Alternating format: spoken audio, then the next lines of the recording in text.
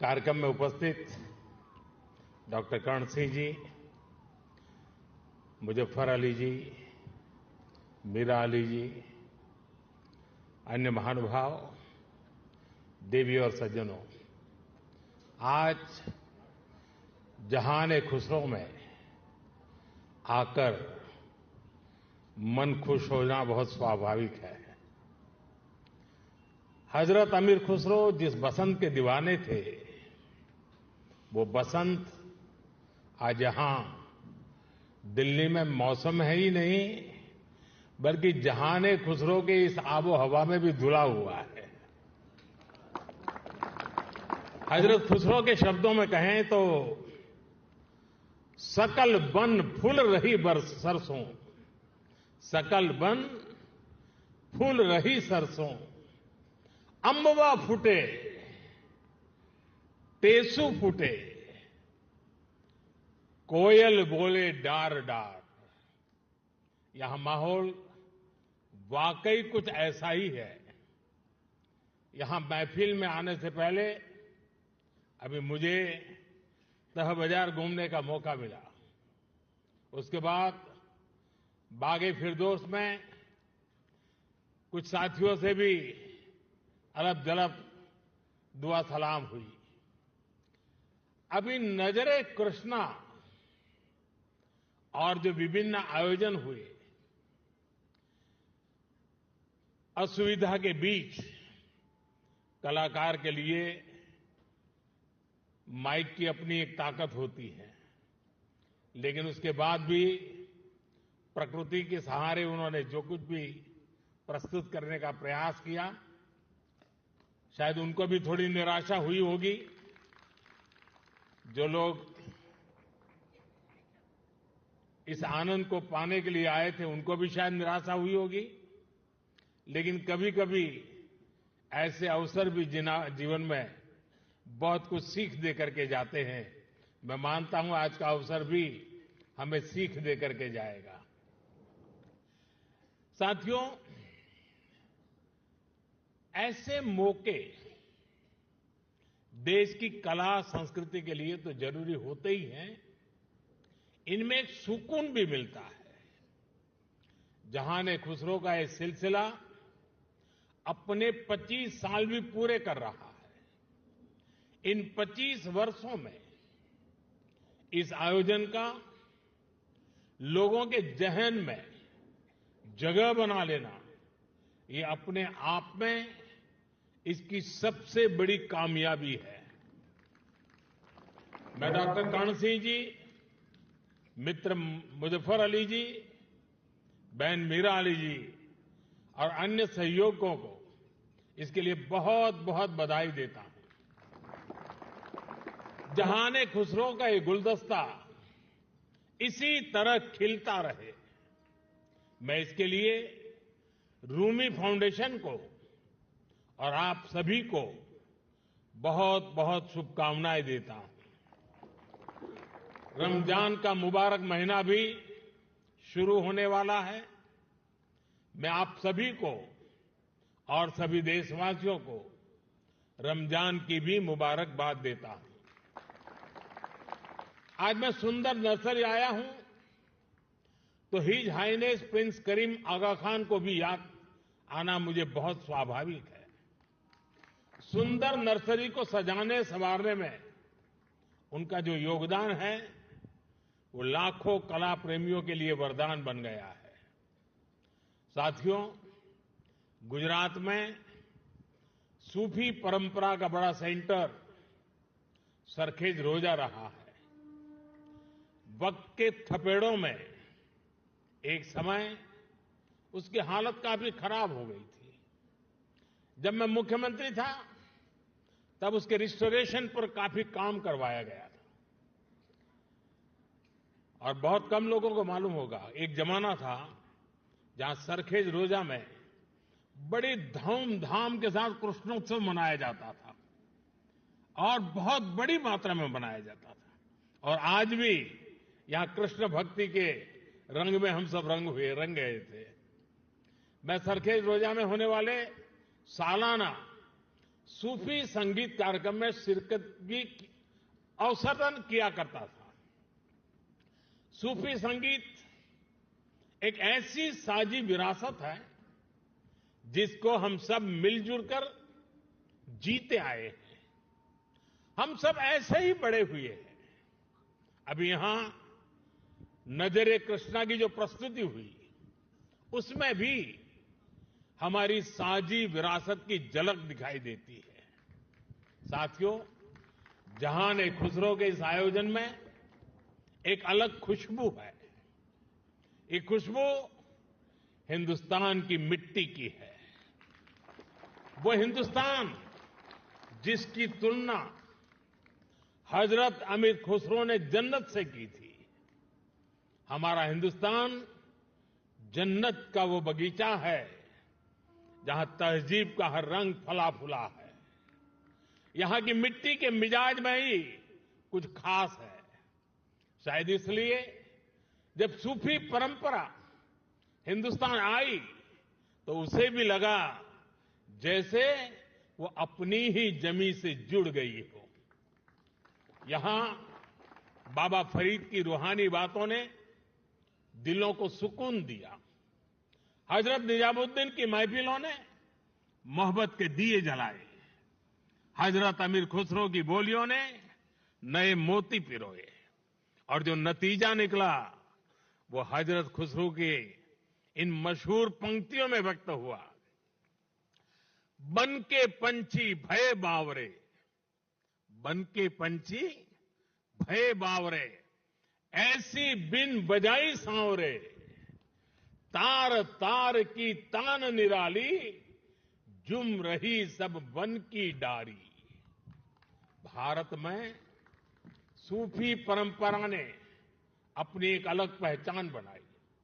सूफी संतों ने खुद को महज मस्जिदों या खानकाहों तक सीमित नहीं रखा। उन्होंने पवित्र कुरान के हर्फ पढ़े तो वेदों के स्वर भी सुने।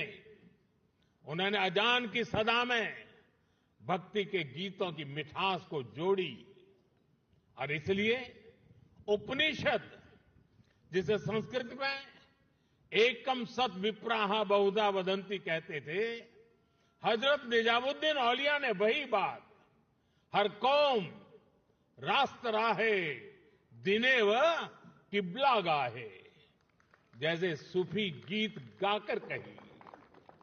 अलग अलग भाषा, शैली और शब्द, लेकिन संदेश वही। मुझे खुशी है कि आज जहान-ए-खुसरो उसी परंपरा की एक आधुनिक पहचान बन गया है। साथियों, किसी भी देश की सभ्यता उसकी तहजीब को स्वर उसके गीत संगीत से मिलती है। उसकी अभिव्यक्ति कला से होती है। हजरत खुसरो कहते थे, भारत के संगीत में एक सम्मोहन है, एक ऐसा सम्मोहन कि जंगल में हिरण अपने जीवन का डर भूलकर स्थिर हो जाते थे। भारतीय संगीत के इस समंदर में सूफी संगीत एक अलग रॉ के तौर पर आकर मिला था और इस समंदर की खूबसूरत लहर बन गया। जब सूफी संगीत और शास्त्रीय संगीत की वो प्राचीन धाराएं एक दूसरे से जुड़ी तो हमें प्रेम और भक्ति की नई कल कल सुनने को मिली। यही हमें हजरत खुसरो की कव्वाली में मिली। यही हमें बाबा फरीद के दोहे मिले, बुल्ले शाह के स्वर मिले, मीर के गीत मिले। यहां हमें कबीर भी मिले, रहीम भी मिले और रसखान भी मिले। इन संतों और औलियों ने भक्ति को एक नया आयाम दिया। आप चाहे सूरदास को पढ़ें या रहीम और रसखान को, या फिर आप आंख बंद करके हजरत खुसरो को सुने। जब आप गहराई में उतरते हैं तो उसी एक जगह पहुंचते हैं। ये जगह है आध्यात्मिक प्रेम की वो ऊंचाई जहां इंसानी बंदी से टूट जाती है और इंसान और ईश्वर का मिलन महसूस होता है। आप देखिए, हमारे रसखान मुस्लिम थे, लेकिन वो हरिभक्त थे। रसखान भी कहते हैं, प्रेम हरि को रूप है, त्यों हरि प्रेम स्वरूप। एक होई दुवैयो लसई, ज्यों सूरज और धूप। यानी प्रेम और हरि दोनों वैसे ही एक ही रूप है जैसे सूरज और धूप। और यही एहसास तो हजरत खुसरो को भी हुआ था। उन्होंने लिखा था, खुसरो दरिया प्रेम का सो उल्टी वाकी धार, जो उतरा सो डूब गया, जो डूबा सो पार। यानी प्रेम में डूबने से ही भेद की बाधाएं पार होती है। यहां अभी जो भव्य प्रस्तुति हुई, उसमें भी हमने यही महसूस किया है। साथियों, सूफी परंपरा ने न केवल इंसान की रूहानी दूरियों को खत्म किया, बल्कि दुनियावी दूरियों को भी कम किया है। मुझे याद है, साल 2015 में जब मैं अफगानिस्तान की पार्लियामेंट गया था, तो वहां मैंने बड़े भाव भरे शब्दों में रूमी को याद किया था। 8 शताब्दी पहले रूमी वहां के ही बल्ख प्रांत में पैदा हुए थे। मैं रूमी के लिखे का हिंदी एक तर्जुमा जरूर यहां दोहराना चाहूंगा, क्योंकि ये शब्द आज भी उतने ही प्रासंगिक है। रूमी ने कहा था, शब्दों को ऊंचाई दे, आवाज को नहीं। शब्दों को ऊंचाई दे, आवाज को नहीं, क्योंकि फूल बारिश में पैदा होते हैं, तूफान में नहीं। उनकी एक और बात मुझे याद आती है। मैं थोड़ा देशज शब्दों में कहूं तो उसका अर्थ है, मैं ना पूरब का हूं ना पश्चिम का, ना मैं समंदर से निकला हूं और ना मैं जमीन से आया हूं। मेरी जगह कोई है ही नहीं। मैं किसी जगह का नहीं हूं, यानी मैं सब जगह हूं। ये विचार, ये दर्शन वसुधैव कुटुंबकम की हमारी भावना से अलग नहीं है। जब मैं दुनिया के विभिन्न देशों में भारत का प्रतिनिधित्व करता हूं, तो इन विचारों से मुझे ताकत मिलती है। मुझे याद है, जब मैं ईरान गया था, तो ज्वाइंट प्रेस कॉन्फ्रेंस के समय मैंने वहां मिर्जा गालिब का एक शेर पढ़ा था, जनुनत गर्बे नफ्से खुद तमाम अस्त, जे काशी पाबे काशान निम गाम अस्त। यानी जब हम जागते हैं तो हमें काशी और काशान की दूरी केवल आधा कदम ही दिखती है। वाकई आज की दुनिया के लिए, जहां युद्ध मानवता का इतना बड़ा नुकसान कर रहा है, वहां ये संदेश कितने काम आ सकता है। साथियों, हजरत अमीर खुसरो को तृतीय हिंद कहा जाता है। भारत की तारीफ में, भारत से प्रेम में उन्होंने जो गीत गाए हैं, हिंदुस्तान की महानता और मनमोहकता का जो वर्णन किया है, वो उनकी किताब नू सिफहर में देखने को मिलता है। हजरत खुसरो ने भारत को उस दौर की दुनिया के तमाम बड़े देशों से महान बताया।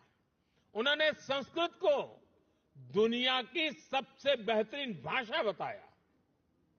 वो भारत के मनीषियों को बड़े बड़े विद्वानों से भी बड़ा मानते हैं।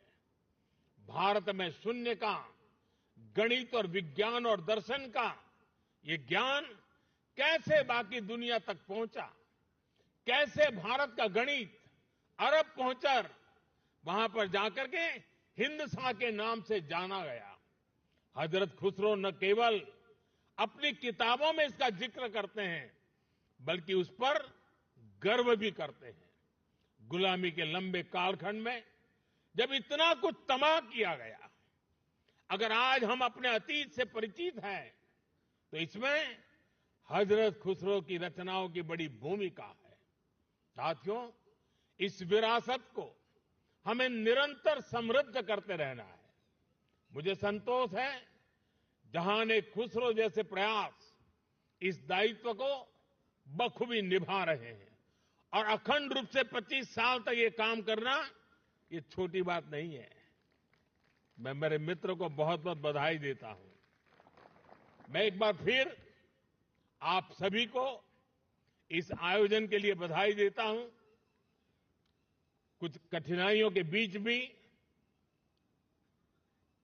इस समारोह का मजा लेने का कुछ अवसर भी मिल गया। मैं इसके लिए मेरे मित्र का हृदय से आभार व्यक्त करता हूं। बहुत बहुत धन्यवाद, बहुत बहुत शुक्रिया।